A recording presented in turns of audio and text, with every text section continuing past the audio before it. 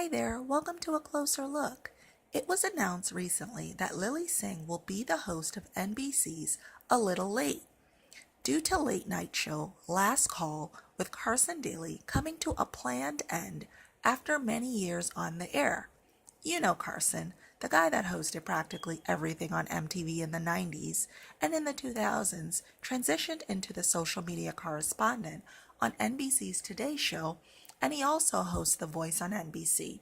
You know, he's the guy waiting around backstage with parents and friends as voice contestants await their fate. So yeah, that's Carson.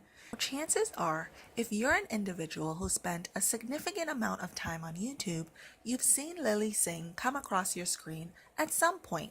And if you're not familiar with her at all, well, don't beat yourself up. You're actually in the majority.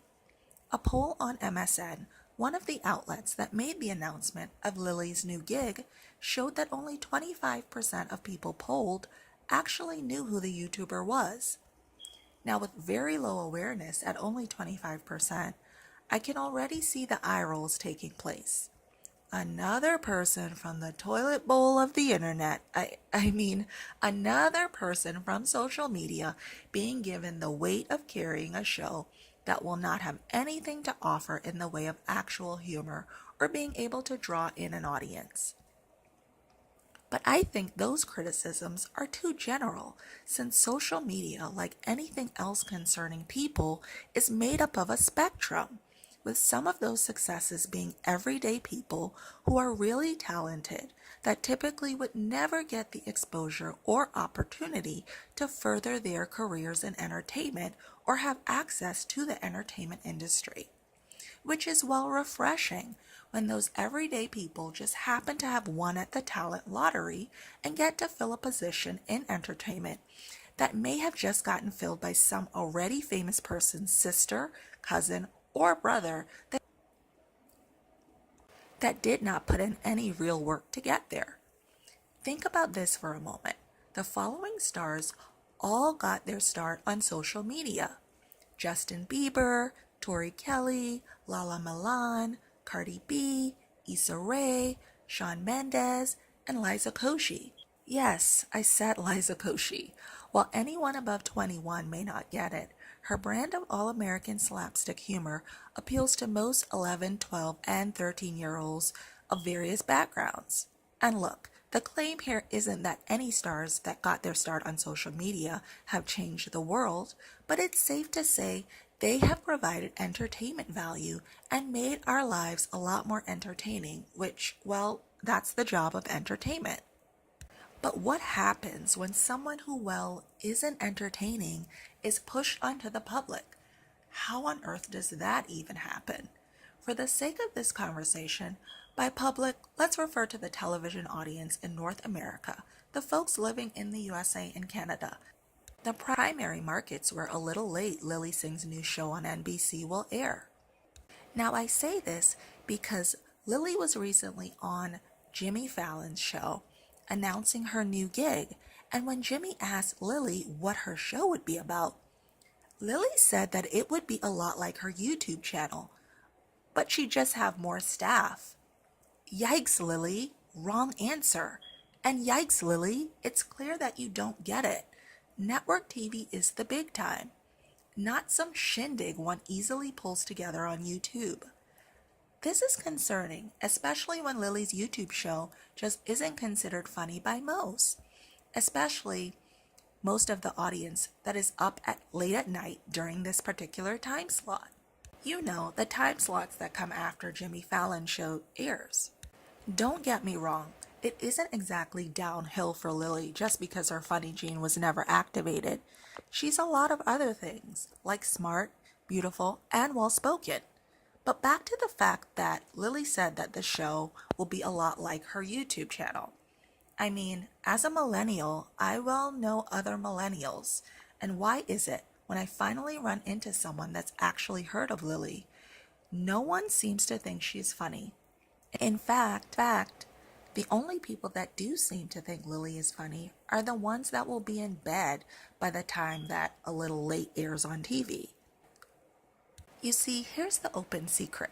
Certain YouTubers will have numbers that have nothing to do with an actual likelihood of engagement and influence if moved to another platform, and they especially don't have the ability to influence the audience of the brands and networks that will cut hefty paychecks to such YouTubers. These brands, of course, are looking to see if certain influencers' YouTube success will translate to other platforms like television, like music, etc.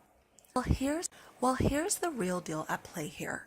In Lily's case, she's actually pulling a significant chunk of her audience from halfway across the world in India, who are well proud to see someone like her living in North America and are thrilled to watch her various attempts at humor, which she aims to do by making light of the unique cultural humor of walking the line of her parents' cultural beliefs and norms compared with that of her own being born and raised in Canada. Likely boosters of millions halfway around the world are the likely boosters of Lily's YouTube numbers, which are all well and fine for YouTube, where such specific niches are a really good thing. The problem is, this YouTube viewership won't translate to success for network TV here, as that audience that boosts Lily's online numbers has their own programming in their country. Again, we're talking about television here, not film. And due to their own native entertainment programming on television, very few will even be presented with the opportunity to watch the late night lineup of network TV here, and few of them will access or purchase the products that advertisers will air on commercials during the show. And let's face it, advertisers pay the big bucks to reach their intended audience, the majority of which in this case, for this time slot on this network, are here in the USA and Canada. Which means, ding ding ding, American and Canadian audiences need to find the entertainment funny in order to tune into this show. The unfortunate part about all of this is, if the show tanks, when it falls apart, it then gives the rise to false blame on things like diversity or a woman not being able to carry a show, which are never the true reasons these endeavors fail. There are lots of diverse and funny women out there who could easily bring a following with them to this late night slot, but with false hope placed in social media as the solution for all other platforms, or more specifically, those tasked with booking talents, not deep diving into how astronomical numbers were obtained by a given social media star, we wind up with subpar programming on network TV and YouTubers that are not transferable from one platform to another when it comes to comedy. Let's hope that platforms start doing a better job at filtering out where exactly an influencer has reach. Personally, I think Lily would be fabulous at hosting a different kind of show. Maybe a lifestyle show, maybe a travel show, maybe a game show, even a panel show, really anything but a comedy show that she has to carry. Lily, we get it. YouTube was your springboard to lots of opportunities, but please don't sell us on late night comedy if you don't plan on bringing the funny.